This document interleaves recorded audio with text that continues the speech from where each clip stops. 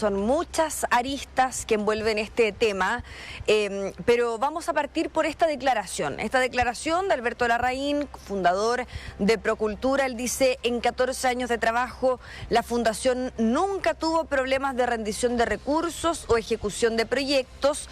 Así es como comienza esta declaración, y de hecho se ha señalado que esto, recordemos lo que tiene que ver con esta investigación que no solamente envuelve a Alberto Larraín, sino que a varias personas, y que, por cierto, tiene en la mira al presidente de la República por ser cercano a Larraín, ha tomado un cierto cariz después de que se haya revelado varios detalles de la carpeta investigativa. Uno de ellos, que sustenta la tesis del Ministerio Público de que podría existir financiamiento irregular en la campaña presidencial del 2021 en favor del mandatario. Esto tiene que ver con una conversación que se conoce entre la representante legal de Procultura y una mujer llamada Lucía, en donde ella dice que Larraín le dijo: gasté esta plata en la campaña de Boric y no les voy a pagar ni ahora ni nunca. Eso es lo que dice que dijo finalmente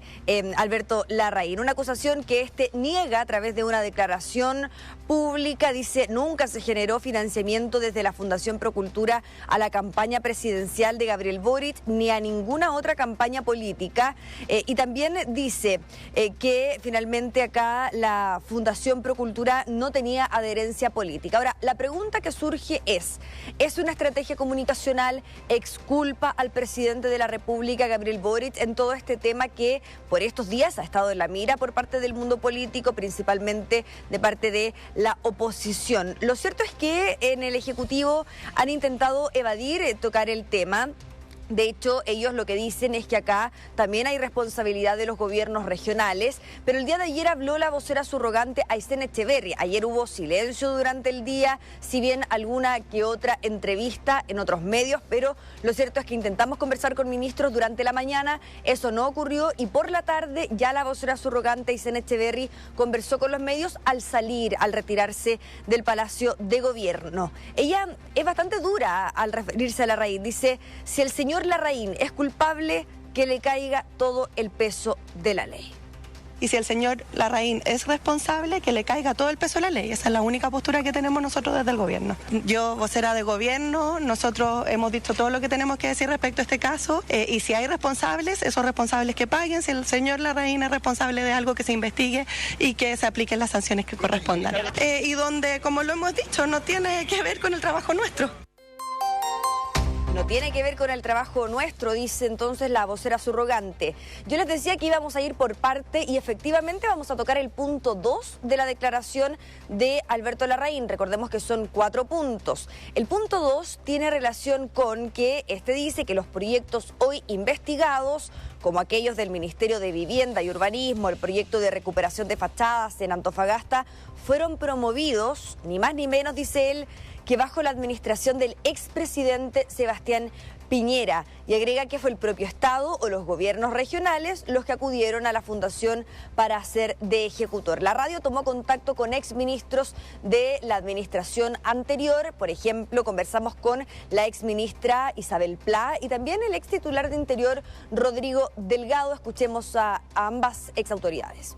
Hay un salto monumental en los montos que se traspasan a Procultura a partir del 2022. La declaración a la opinión pública de Alberto Larraín tiene hoy, creo, poco valor. Ese control no se hizo en el gobierno anterior, ese control se hace en el gobierno actual. Por lo tanto, desviar la atención me parece grave, me parece obviamente una estrategia burda. Durante la jornada de ayer, Larraín planteó que no se ha enriquecido en este proceso. Por el contrario, cuando se desató la crisis y el Estado decidió cancelar los convenios, sostiene, desestimar licitaciones ya adjudicadas e incluso impedir la recepción de donaciones privadas, produjo su quiebra. Lo cierto es que han existido una serie de reacciones, no solamente a la declaración de Larraín, sino que finalmente a la filtración. Ustedes mismos lo decían, se hablaba de espionaje político, algo de lo que sostienen desde la directiva del Frente Amplio, que desestima el candidato presidencial Gonzalo Vinter, pero el día de ayer desde el Frente Amplio, al menos parlamentarios, no fueron en masa a los que salieron a hablar de este tema. De hecho, pocos quisieron responder y pudimos conversar, por ejemplo, con el diputado jefe de la bancada del Frente Amplio, Jaime Sáez. Ojo con lo que él dice, él le cierra totalmente la puerta, le da un portazo a cualquier apoyo a Alberto Larraín. Él dice que es un narcisista, casi psicópata, y que manipuló a mucha gente. Y ojo también porque también habla de los gobiernos regionales y de la administración anterior. Escuchemos al diputado Jaime Sáez. Es la estrategia de un narcisista que ha utilizado el nombre del presidente para ampliar sus redes de influencia y de poder. La estrategia que él tenga tendrá que demostrarla en los tribunales, pero acá lo que es claro es que gran parte del escándalo tiene que ver con una construcción político-comunicacional y que el financiamiento en general de Procultura venía de los gobiernos regionales e incluso de la administración anterior del gobierno de Sebastián Piñera. A ver, esto descomprime la crisis. Lo cierto es que desde la oposición, presidentes de partidos, por ejemplo, el presidente de Renovación Nacional, Rodrigo Galilea, decía que esto era humo, lo que decía Larraín respecto al gobierno del expresidente Piñera. Pero por otro lado, personeros de Chile Vamos, como por ejemplo el diputado y secretario general de la UDI, Juan Antonio Coloma, decían: esto es una minuta de la SECOM, la declaración de Larraín. ¿Por qué? Porque se condice en cuanto a hablar de los gobiernos regionales. Y de hecho, el día de ayer, el ministro del Interior, Álvaro Elizalde, en una conversación con ADN, señalaba justamente aquello. Él decía: los recursos asociados a Procultura corresponden en su gran mayoría a gobiernos regionales, que son instituciones autónomas que no dependen del presidente de la República. Es algo que también tiene que ver con lo que hablábamos ayer en relación a la línea comunicacional de que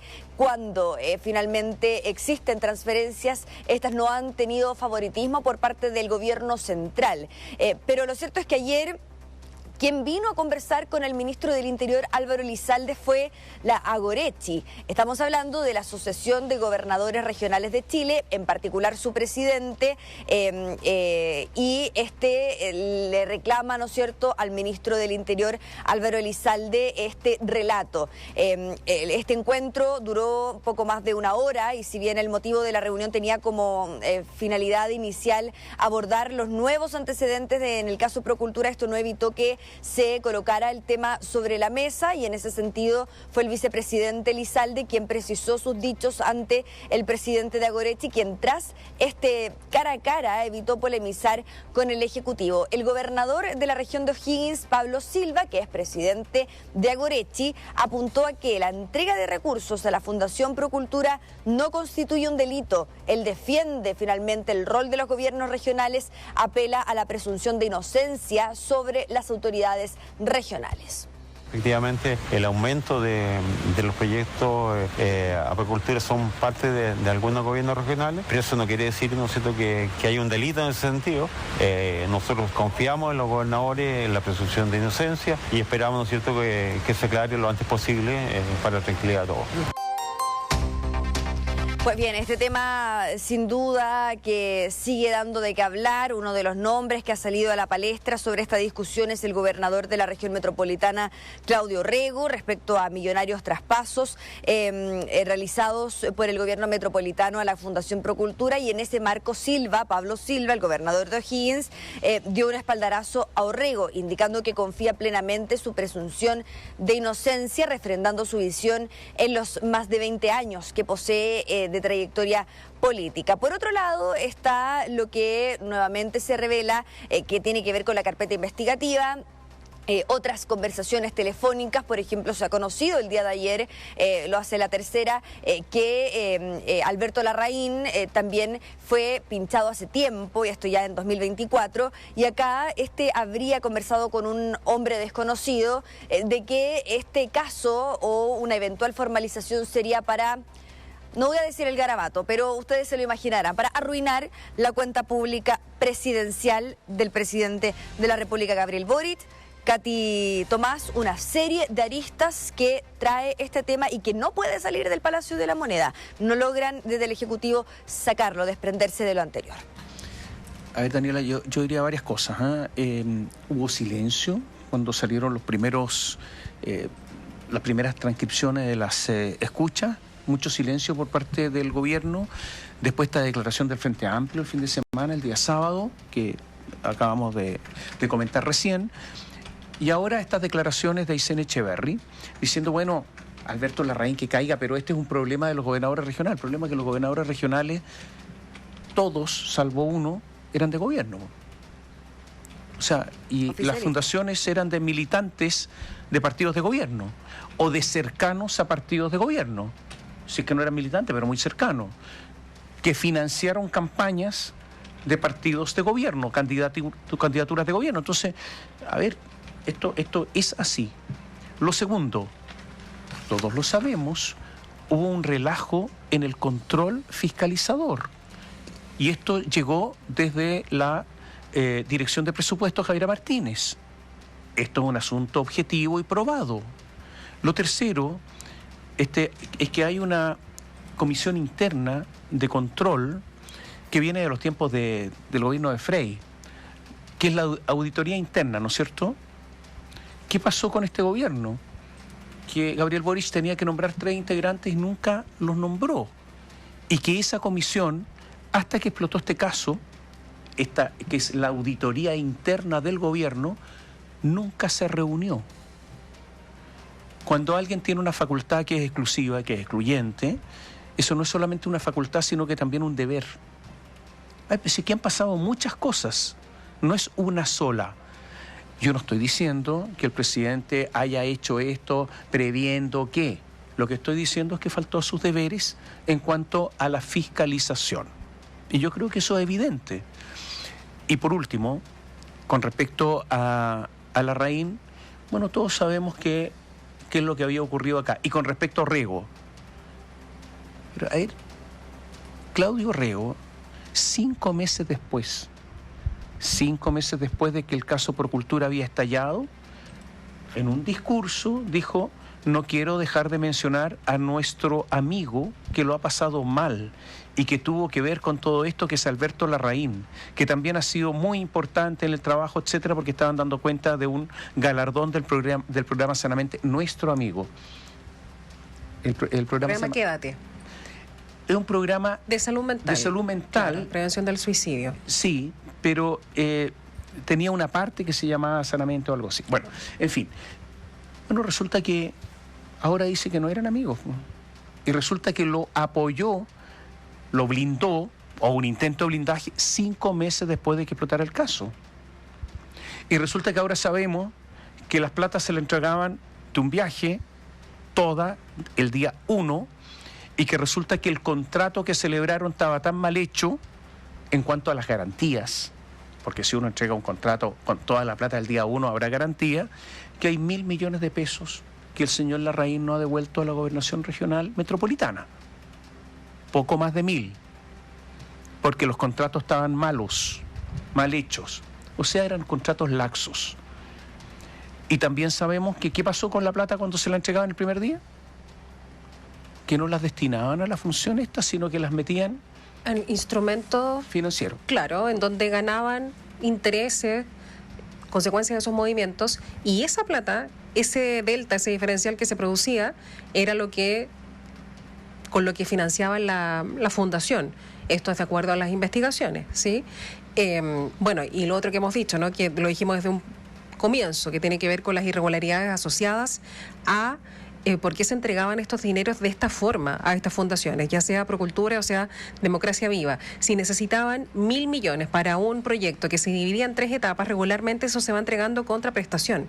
Una cantidad de dinero hasta que se cumpla la primera etapa, otra cantidad de la segunda, en fin, de esa forma se hace porque tiene que construirse, tiene que realizarse porque son fondos de todos, requiere un celo mayor.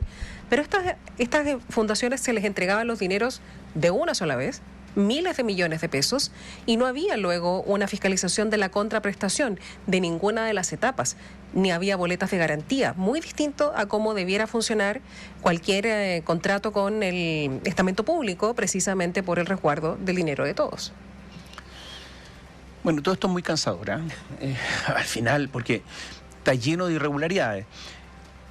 Y lo otro es que, bueno, uno podrá preguntarse que Larraín dice, mira, yo no lucraba, pero resulta que cuando él se separó de Josefina Uneus, resulta que se aumentó los ingresos, porque dice, ahora estoy separado.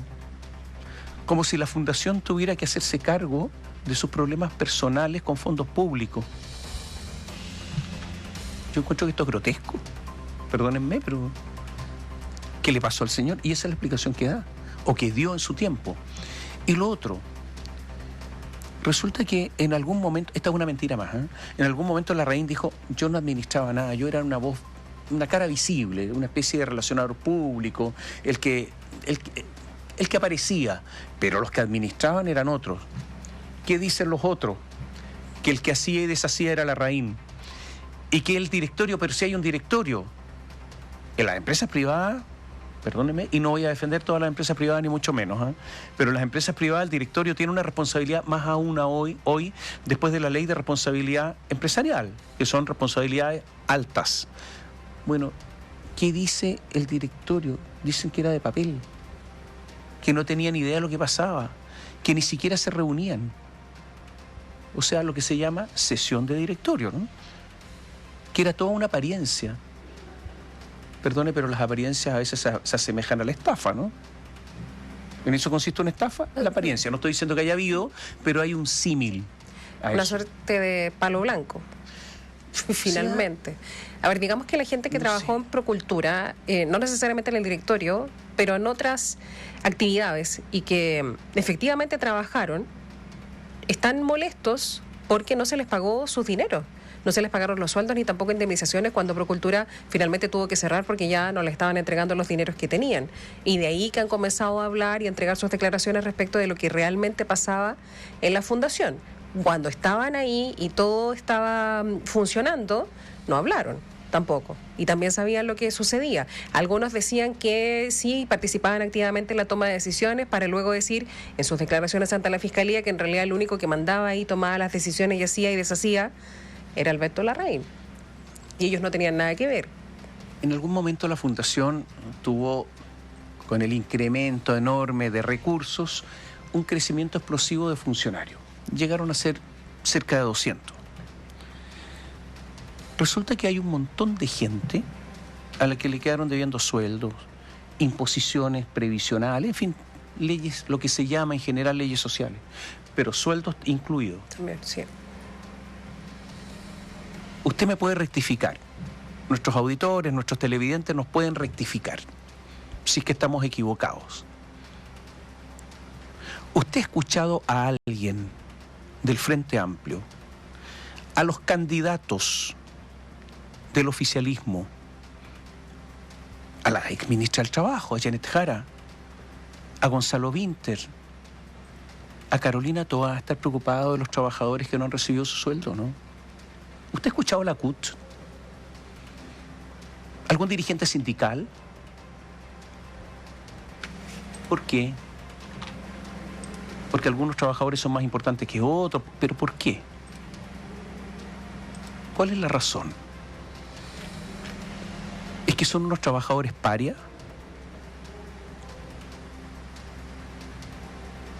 Janet Jara, de todas maneras, debió haber dicho algo hace mucho rato siendo ministra, pues a ella le gustaba hablar harto. Y está bien que lo haga, yo no digo que no, pero mantenga la misma posición siempre. Pues. Nada, absolutamente nada. Con la salvedad, no la salvedad, con un agravante, y es que eran dineros públicos que estaban contemplados estos pagos. Absolutamente garantizados estos pagos porque la plata se... Aquí no es que haya habido un mal negocio y no pudieron pagar. No. Los pagos estaban todos garantizados. ¿Dónde se fue la plata? Perdón, ¿dónde se fue la plata? ¿Dónde está la plata? Oye, Daniela, ¿qué va a pasar con la moneda, con la llegada del presidente Gabriel Boric, ¿qué va a pasar con las relaciones Frente Amplio Gonzalo Vinter? ¿O es simplemente una especie de apariencia de divergencia, pero en realidad no la hay? ¿Qué va a ocurrir? Hay militantes del Frente Amplio que dicen que Gonzalo Vinter comparte el fondo, pero que la forma no, y que él, de hecho, le habría informado a la directiva que se iba a desmarcar. ¿Por qué? Porque al ser candidato presidencial no le conviene tampoco pegarle, por así decirle, al Ministerio Público, sino que tener una línea más bien institucional. Pero lo que hace la directiva es mantener esta tesis de espionaje político. De hecho, hace pocos minutos, Katy Tomás, mientras de hecho nosotros estábamos hablando, Constanza Martínez daba una entrevista a T13 Radio y decía: nos preocupa la práctica sistemática con respecto a personas de nuestro partido donde el Ministerio Público no ha sido garante de ese secreto de la investigación. Sostiene la tesis del espionaje político en cuanto a que se pincha un teléfono que no era de Josefina Uneus, pero que estaba a nombre de Alberto Larraín, y que se siguiera escuchando esa conversación. Se sigue con esa crítica, con ese cuestionamiento, lo hace el Frente Amplio, hay división dentro del Frente Amplio sobre este punto, pero lo cierto es que acá lo que dicen es que hay cierta no han ocupado la palabra persecución, pero que dicen que no es coincidencia que esto sea recurrente, las filtraciones en relación a personeros del Frente Amplio. Eso por un lado. Y en segundo lugar, Katy Tomás, el presidente Gabriel Boric ya está de vuelta, está viajando de vuelta acá a la región metropolitana, Chile, después de su gira por Japón y China. Él va a llegar mañana a las 6 de la mañana y se viene directo desde el Grupo 10 de la FACH a La Moneda, pero al mediodía el presidente va a viajar de nuevo. Va a viajar a Uruguay, al funeral de Pepe Mujica. Así que no sé si vaya a existir alguna instancia para que pueda responder más preguntas, porque lo cierto es que el momento en que él entrega declaraciones desde Japón, responde una pregunta y después se va. Así de simple. Gracias, Daniela. Buenos días. Chao, Dani, seguimos en contacto. Vamos a interrumpir la información política y información del momento.